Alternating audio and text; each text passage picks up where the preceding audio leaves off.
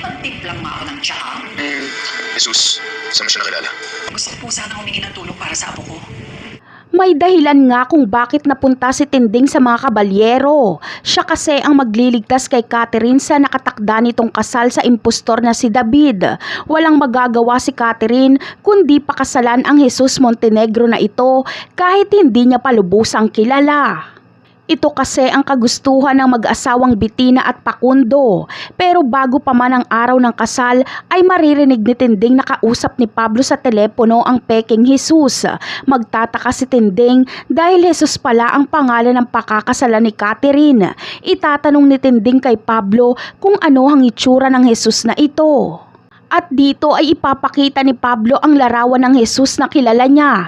Ikakagulat nga ito ni Tinding dahil si David ito. Agad na sasabihin ni Tinding na apo niya ito at David ang pangalan nito at hindi si Jesus. Dito na mabubunyag si David.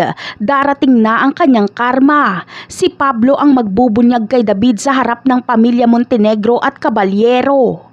Siguradong hindi bubuhayin ni Ramon si David.